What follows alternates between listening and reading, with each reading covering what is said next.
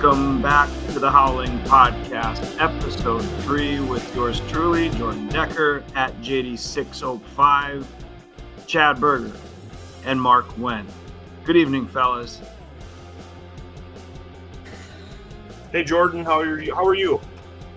Not bad. Not bad. Football is full swing. Week 2 of college, week 1 of the NFL. I'm excited. Fall is here. Certainly is. We're off and running. So real quick, before we kind of get into some of the content of the show, quick disclaimer. This podcast is not affiliated with the University of South Dakota whatsoever. We are just 3 loyal fans that want to talk about the Yotes stuff. And so the opinions expressed on this program in no way reflect those opinions of the University of South Dakota or the South Dakota Athletic Department. We're just 3 idiots talking on the internet. If you don't like what we say, don't tune in, and you should be good. Additionally, if you are watching on YouTube, you can see our Twitter handles on there, but I'll go ahead and let everyone introduce. So, Jordan, you said yours, I believe, earlier, but go ahead and list your Twitter handle for us real quickly. Yes, JD6OP with a 0, 5. JD60PE5. And Mark? Mark Wentz Twitter is at WDiamond605. All right. And I'm Chad Berger. My Twitter handle is at Chad Berger, BIRGER. And so you can reach out to any of us there. Jordan, last week in episode 2, we kind of told people to at you a couple times. Did you get any mentions during the week in response to that? I did not. Okay. Not from USD or the School to the North fans, which is shocking considering they like to hang out on a lot of our timelines. So, no, mentions are pretty quiet this week. All right. Well, let's go ahead and jump in then to the rundown. We're going to start off with soccer.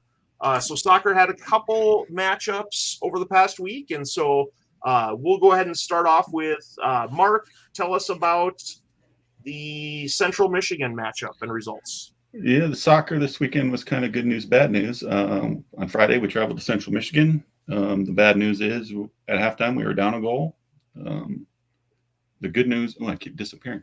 The good news is in the second half, Kyla Brown found herself behind the defense on a breakaway, put a shot on goal. The goalie actually made a save, but Ashby Johnson was there to right place, right time, and put it home. So we left there with a 1-1 tie. And then this afternoon, we played Portland State, a school we'll talk about a little bit later. Good news, halftime, we were up 2-0. Certainly looked like we were going to give Coach Thomas his 50th career win, make him the all-time leader in that category. Bad news, unfortunately, we gave up 3 goals in the second half, so we lost that match 3-2. Just kind of a stat. I don't know if it's a good stat or bad stat. It's interesting, I guess.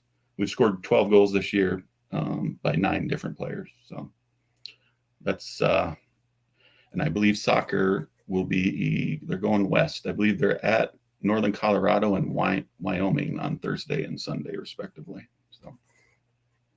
Yeah, kind of a disappointing match this afternoon for the team. One thing I've noticed in the box scores and the recaps is the other teams that they're playing against get a lot more shots than USD and subsequently more shots on goal. And such was the case today. Portland State had twice the amount of shots and twice the amount of shots on goal compared to USD. But shout out, we did have 8 saves today, but unfortunately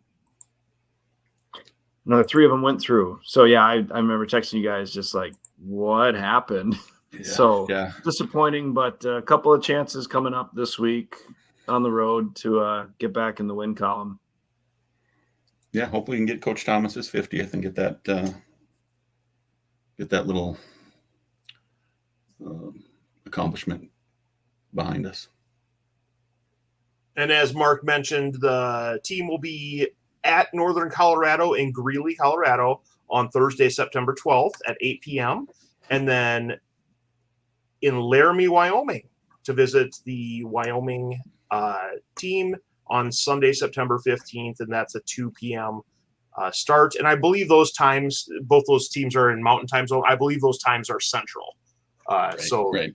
Yeah. Yep. And available Adjust on the accordingly.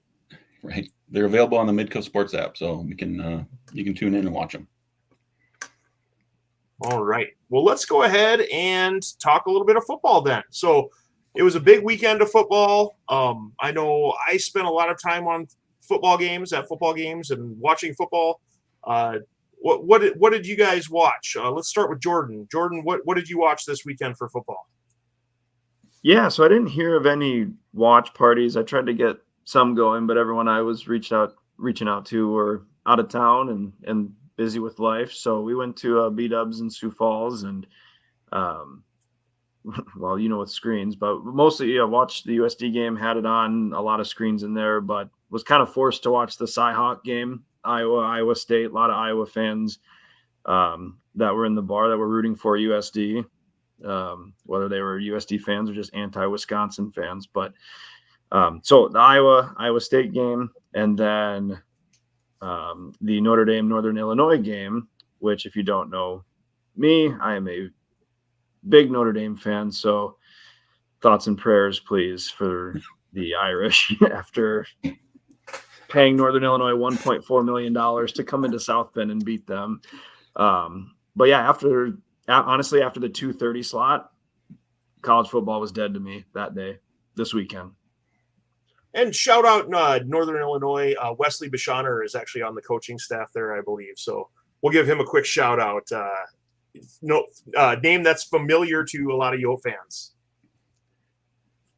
Legend. Mark, how about you? What was your weekend like? Yeah, I watched a lot of football. I watched the Michigan Texas game. Was kind of surprised to see. I guess I wasn't surprised to see Texas win, but I was surprised how easily they won. Michigan did not look good at all. And then I kept a little bit of eye on Portland State. They were playing. So I did a scout on them, I guess you could say, as much as I'm capable of doing. Then of course watch the Oats, and then things get a little fuzzy after about 2:30, 3 o'clock. So it was good. And I got up this morning and watched a lot of NFL. So who'd the Steelers play this week? Atlanta. Okay, how'd that turn out? Steelers kicked 6 field goals, 3 of which were over 50 yards long, and that was enough to beat Atlanta 18-10 today. So okay, good. All right. Feel awful for Kirk Cousins. Just terrible. Yeah. 2 picks for him today. Thanks, Kirk. Well, I had a great weekend. Started out with a little bit of high school football on Friday night. I'm producing some broadcasts for Metro Sports TV, and so I was actually at O'Gorman, McEnany Field, for the Sioux Falls Lincoln versus O'Gorman game. Sioux Falls Lincoln was just dominant in that one. Pulled away at the end. Luckily, it was a 6 o'clock start, so had a little bit left on Friday nights to enjoy some time with my family. And then Saturday, got up, watched game day, started watching a few games, and then I actually headed up to Aberdeen and went to the University of Sioux Falls at Northern State game. So I was trying to follow along with games during the 3-hour drive up to Aberdeen. Spent a little bit of time checking on scores and things, but then spent some time on the sidelines for that game, and ended up getting home about 12:30 last night, which, after I got home from church today, spent a little bit more time watching NFL, kind of dozing off during the games. It was nice to have Scott Hansen and the Red Zone channel back. I really appreciate that on Sunday afternoons. Gives me a little backdrop, and I never miss much of the action. So that was my weekend watching football. Chad, were you in the box score for the USF game?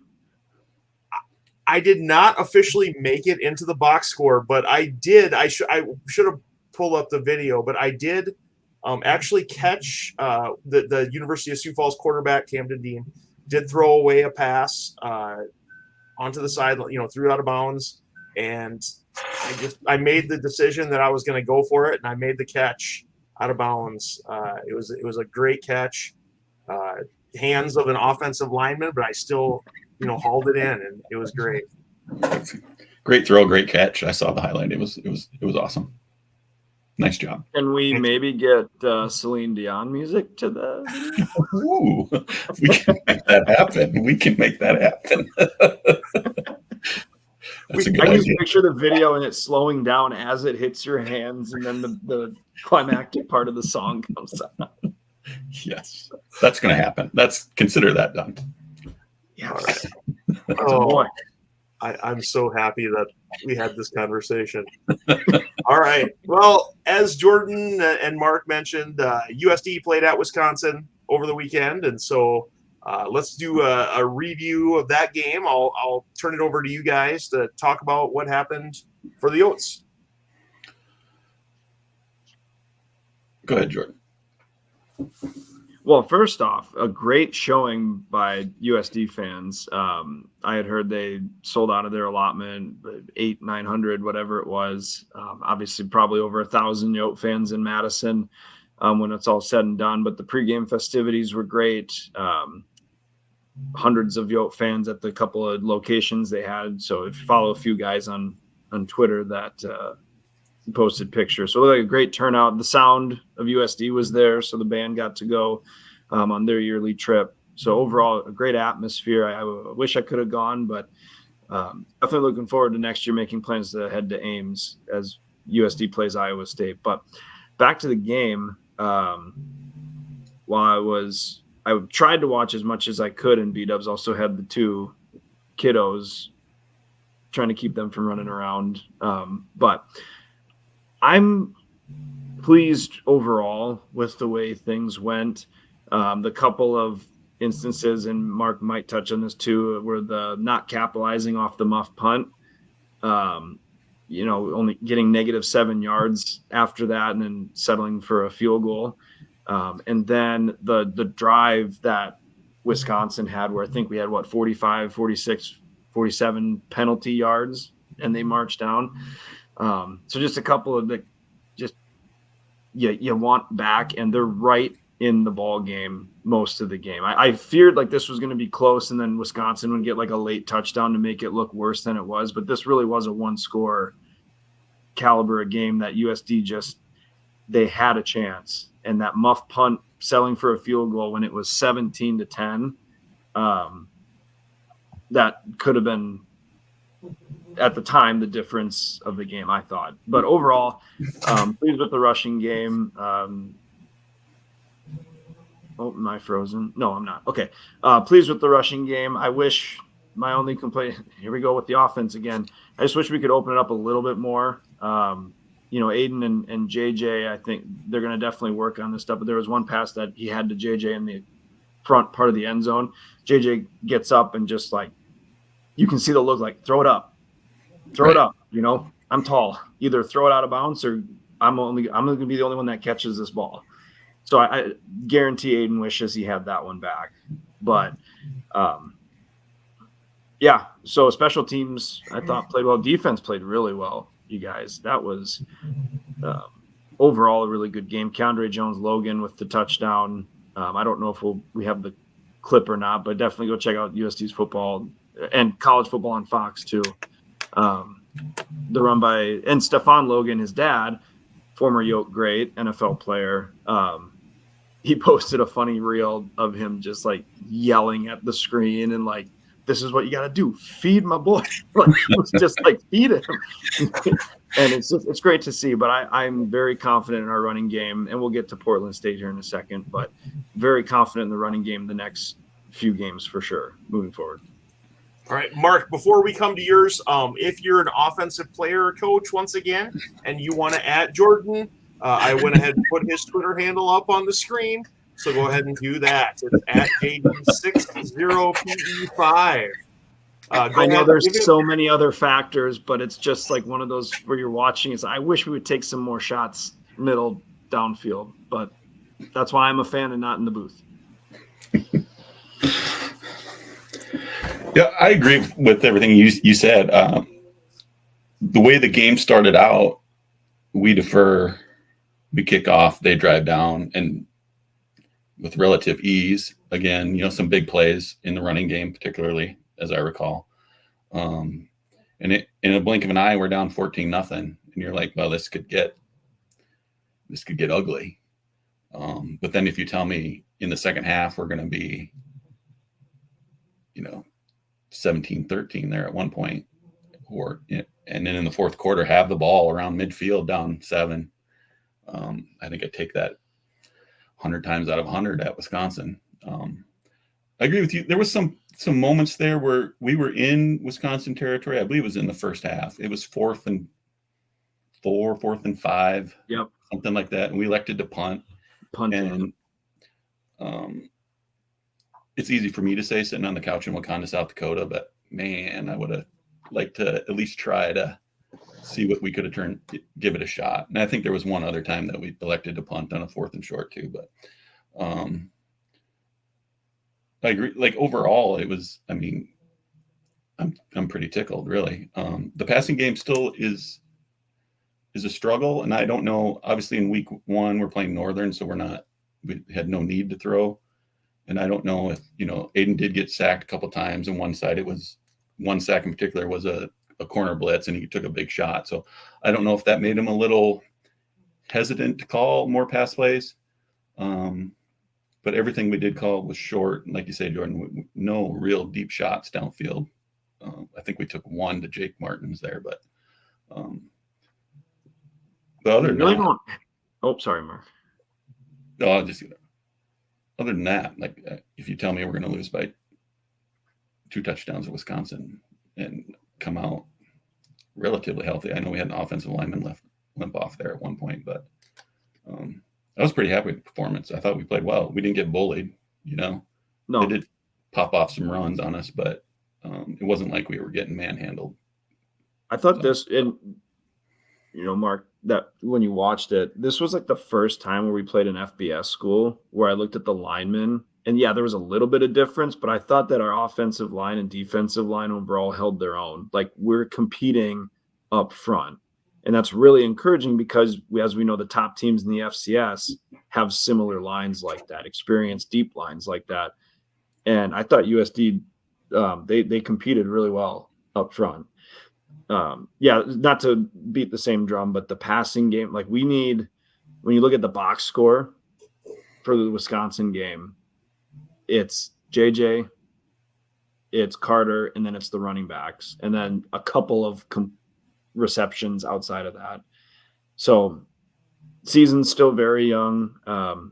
Like I said, I think the running back room is one of the best in the FCS at this point. And that's what we wanted to see, right? Like a continuation and improvement on stuff. And we saw that with the line. We saw that with the running game. Special teams played great.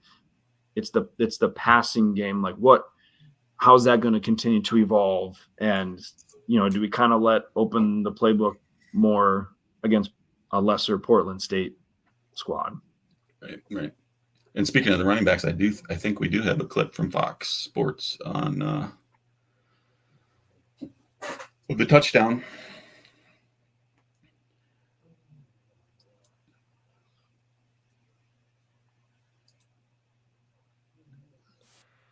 Great blocking right there. Yeah.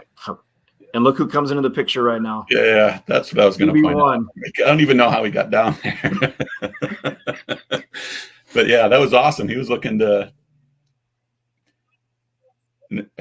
He was looking to lay a block. 10 more yards, he would have had one. Right. No, it's play-by-play on that is awesome. Oh yeah, the announcers, we could hear them in B-dubs, and they were great. Like yes.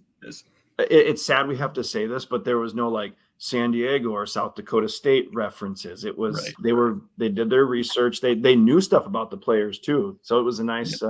It makes up for them using the wrong graphic in the morning on the college Fox show. Yeah, I didn't catch any. They didn't ever call the state, and they always said Coyotes. They never said Coyote. So I think that's a first for us on national TV. So props to Prairie Farms radio ad. I think someone said they got it fixed. They fixed it. Oh, okay. No, it was. I enjoyed watching it. It was good, but you do leave the game thinking 2 or 3 plays go differently, and like maybe that could have been really, really fun. So, Yep. Onward. All right, well, let's go ahead and wrap up the football game against Wisconsin. So South Dakota did drop the game. Wisconsin scored 27, South Dakota 13, dropping USD's record on the season to 1-1. And as you guys mentioned, we'll go ahead and step up next with our preview of the Yotes week 3 matchup against Portland State. So, Mark, start us off with a preview. You said you were scouting Portland State a little bit. What do we expect to see this coming weekend? Well, we were talking about maybe getting the running or the passing game going through 2 games.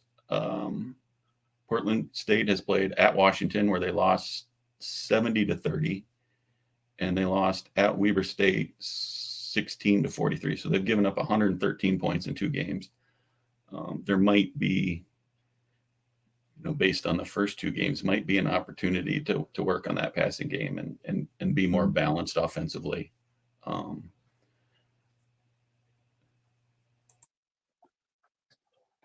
That's what I noticed when I watched them. Like, Weber State was moving the ball, especially in the second half, pretty much at will there, especially in the fourth quarter. So it looks like, just based off of the 2 games they played, that I don't think it's going to be a 13-10 type game. I think there'll be more points scored than that. So. Yeah, Portland State has allowed 637 yards and 535 yards against against Weber State. They allowed 219 in the passing game, 316 on the ground. And against Washington State, they allowed 413 through the air, 224 on the ground. So one thing that stands out too in these box scores, penalties. They had 7 penalties the first game, 9 penalties for 93 yards in the second game. So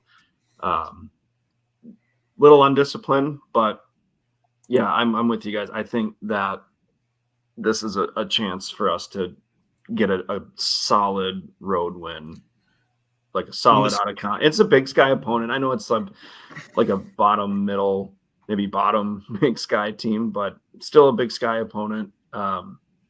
And any road win's a good road win. When the schedule came out, this game actually scared me just because of the travel and the start. We're a 1 p.m. start time. I don't know. Oh yeah, no, that is 1 o'clock their time, which would make. Oh, I'm confused now. My time zones are all screwed up. It's a 1 o'clock tip local, right? Or 1 o'clock kickoff local, right? So it's not as terrible as I thought it'd be.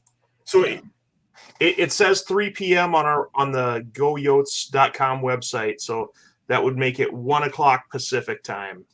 Yep. That's my Mobridge High School education there. Sorry about that.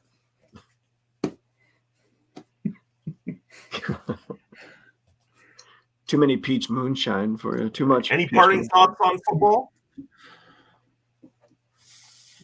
I'm curious to hear Bob tomorrow. Are they doing the coaches report tomorrow? Mark from OLC. Okay, I'm curious to hear his thoughts and also just to kind of come full circle. I'm very curious to hear Leanne's thoughts of how the weekend went at Northern Kentucky as well. Just kind of some ups and downs there. That, the coaches report always a good time on Monday, and can't wait to hear their thoughts. Should be nice out. I think we'll be on the roof, so come out and say hi. Get your T-shirt. And that's at what time? 6 o'clock. All right. Well, make sure to tune into that. If you're not able to make it to the show, tune in. They do a great job recapping what happened and previewing what's coming up the next week. We did mention volleyball. Jordan mentioned volleyball. The USD volleyball team spent a little bit of time this weekend in what was the name of the town? I'll find it here. Highland Heights, Kentucky. And it's right across the border from Cincinnati. So it's the northern part of Kentucky. And three quality opponents this weekend. Friday afternoon played Louisville, who I think is the number 4 team, or was the 4 team in the country coming in. Saturday played the host school, Northern Kentucky. And then today, Sunday, wrapped up with a match against the Missouri Tigers. So let's start off by reviewing the matchup against Louisville. See if we can pull that up on the screen here. The Yotes lost this one 3-1. Started off a little bit tough for the Yotes the very first set. Got down, I think it was 6 or 7-0 right away. Louisville has tremendous size, tremendous athleticism, and I think it took the Yotes a little bit of time to adjust that first set. Is that kind of what you guys would agree with there? Yeah, I think adjusting to the height and the length, and you're not going to be able to spike it directly over the net because they're way above the net. So you got to adjust all that. It did take a little time, and they looked every bit the part, number 4 team in the country there early on. Yep. Yeah, and so drop the first one 25-14. Can't have that service ace on that very first serve, or service error on the very first serve. But just a lot of kind of little things that were bugging the Yotes during this one. I'll see if I can scroll down to some of the statistics here. The kill percentage, that's calculated based on the number of kills minus the number of errors that occur on a hit divided by the total attempts. And you can see that in set 1, that percentage was relatively low. It was under that 5% threshold. And so relatively low, which means that, when you make 6 errors and only have 7 total kills, that's not a formula for success. You can see on the Louisville side, they had 14 kills and only 3 errors. So a little bit different there between those two. And then things did improve in the second set slightly, kind of getting in the pace of things. Ended up with a 25-17 loss there. And actually, it was relatively close. And then Louisville kind of went on a big run to end that second set, kind of like we did against Air Force last week. And just, showed why they're a really good team. The third set was really interesting. The Yotes won this one 25-23, played really, really well. Wanted to highlight some of the key players from that one. Samantha Laird did a great job. I think I mentioned during our preview here, before we started, before we went live today, that when she was hitting that ball, it sounded like it was getting shot out of a cannon. She was swinging hard the other night. Amanda Lotion came in and played some really good volleyball there as well. And, some of the names we mentioned typically, Kylan Seelock had a really good set that third set. Probably the most consistent server, couple blocks. Audrey Nelson, the freshman, stepped in there. Morgan Bodie also was in there a little bit. And then another name that I wanted to highlight was Lauren Medic. She had a really solid game that third set against Louisville and made some big plays for the Yotes.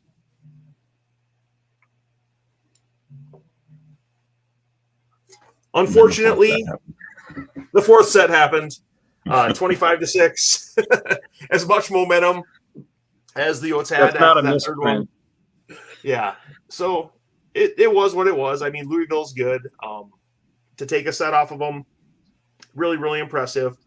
So then turn around on Saturday and play the host school, Northern Kentucky, and that didn't go very well either. It didn't start off very well. 25-11 first set, 27-25 second set, and then 25-14 the third set.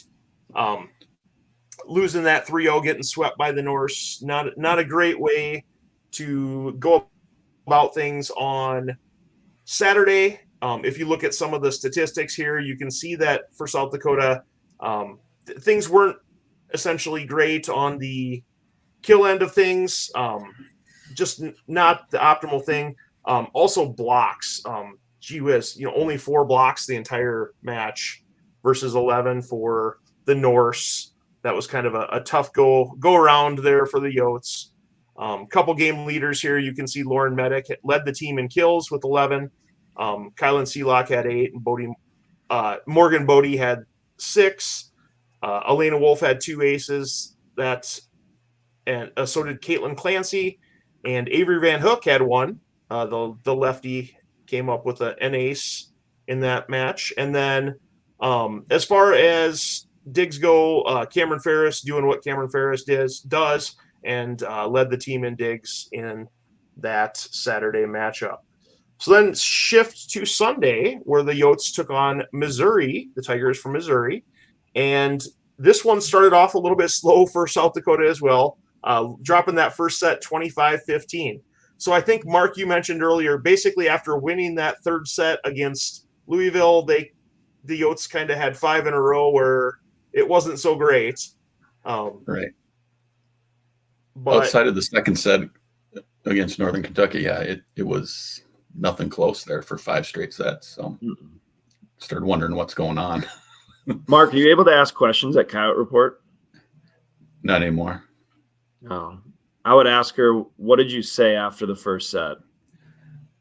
Yeah, I mean, What did you tell the I think team? we talked about that last week, like how much a timeout sometimes switches momentum. Well, during this 5-set stretch, timeouts weren't working either. So, but something happened after set 1.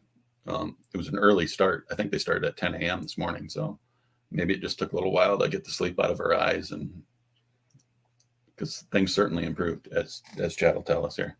Yeah, absolutely. The second set, the Yotes turned things around, as these guys mentioned, and beat the Tigers 25-23. That led into the third set win of 25-20. And finally, the fourth set, the Yotes were able to pull off that third set for the match win with a 25-16 victory there. So Yotes end up winning 3-1 in the matchup versus Missouri Tigers. It's always good to beat an SEC opponent in anything. So whether it's volleyball, whatever. Receiving votes in the top 25, by the way. Yeah. You can see it, if you're watching on YouTube, we're pulling the statistics right off of the goyotes.com website.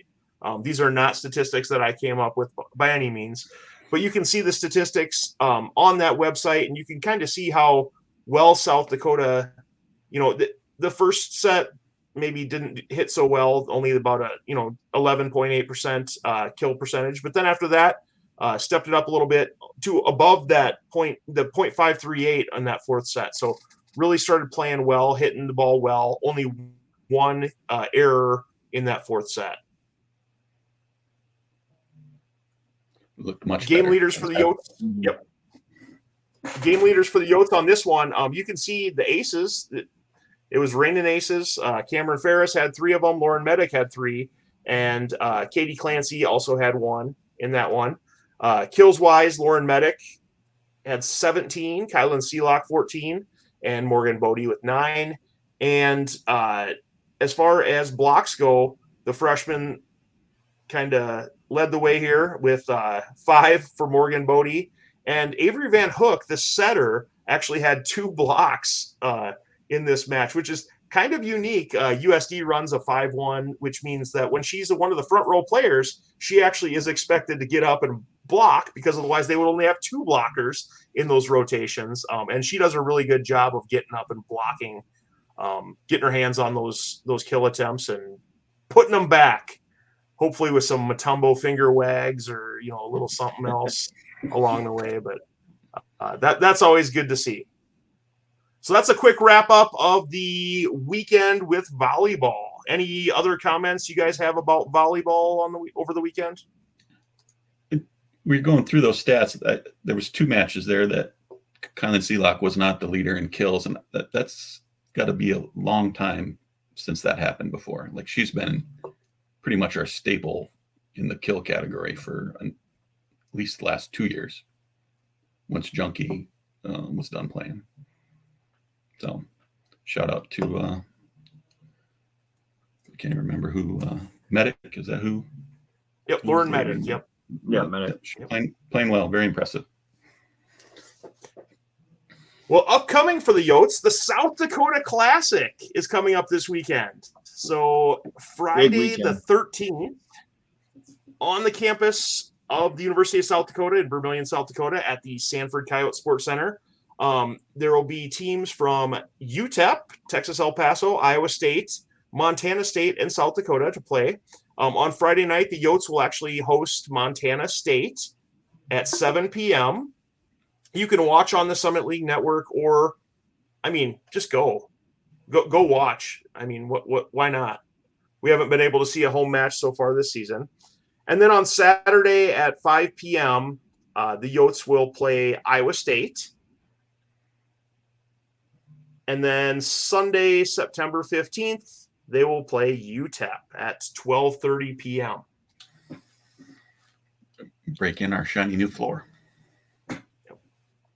State of the art. What's it called again? I can't remember the name of it. Terraflex, is that right? Terraflex? Terraflex, yep. And I think that tickets to the entire session are only like $20 or something, right? It's not expensive to go see this pretty reasonable event. So if you're a volleyball fan in general, I mean, it's great competition.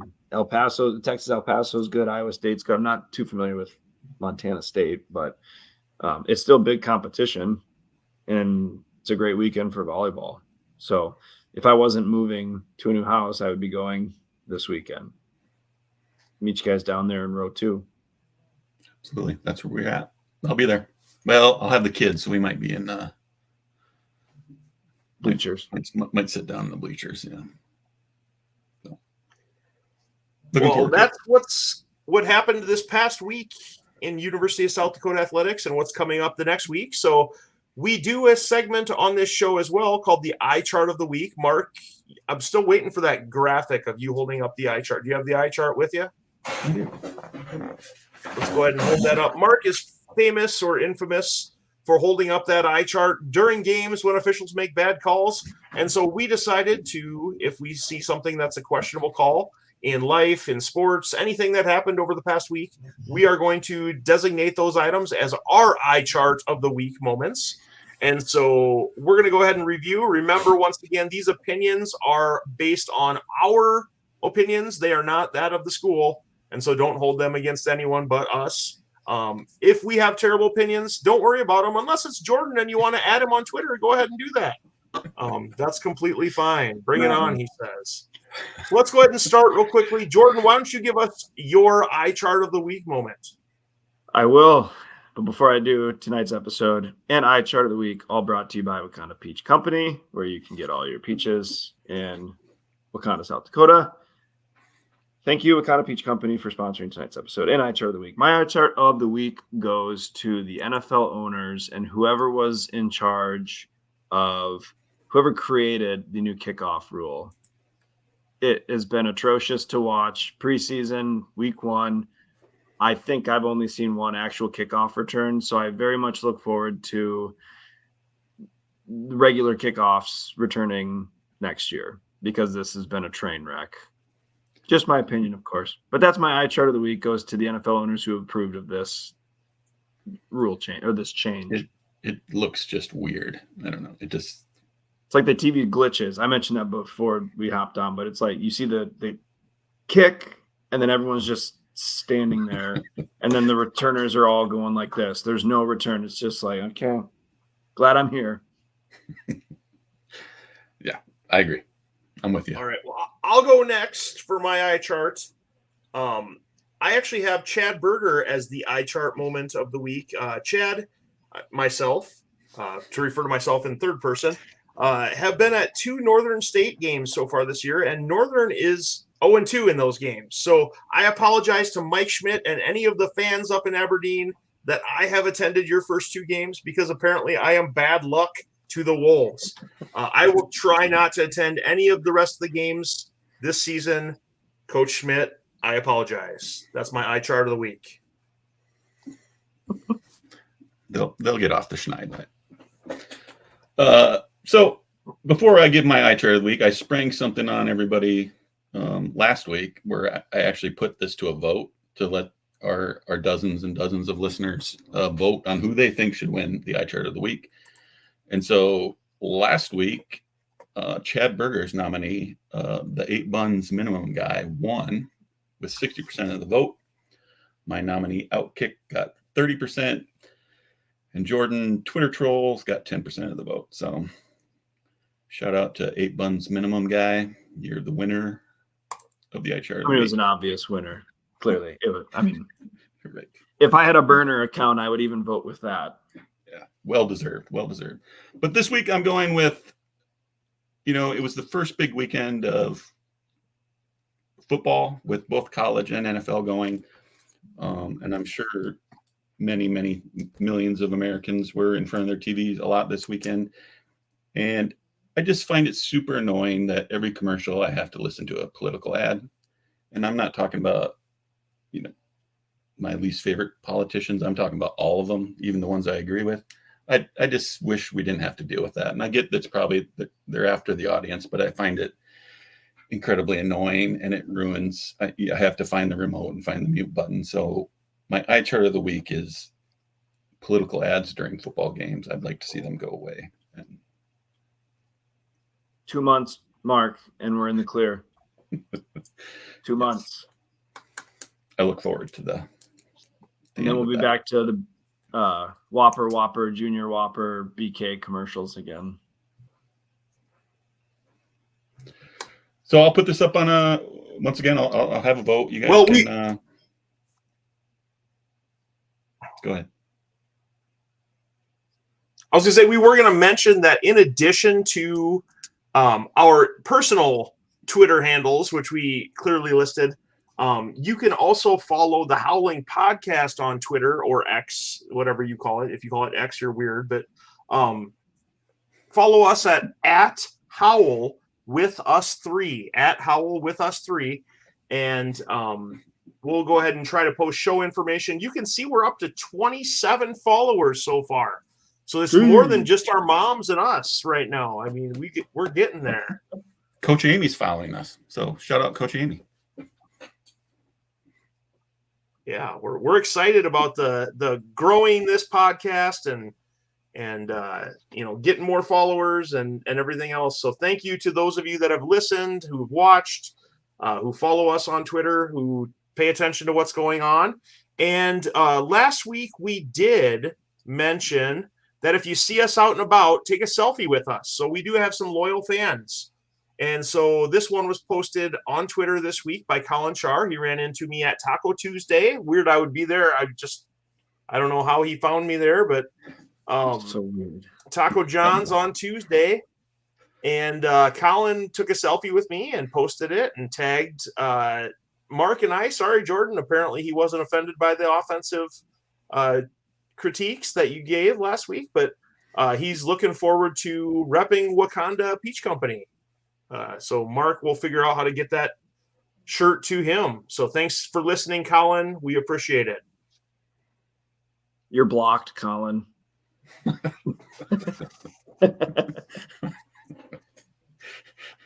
And you can't call me soft. Right. Just kidding, All Colin. right. Well, any concluding remarks here, guys? Great week to be a Yote. Yep. It's going to be a great week. We're officially off and running. So. All righty. Well, let's go ahead and wrap it up then. We will hopefully see you next week. Hopefully we're continuing to do the show. Thanks so much for tuning in. We really appreciate it. For Mark Wentz, for Jordan Decker, I'm Chad Berger. Thank you. And go Yotes. Go Yote.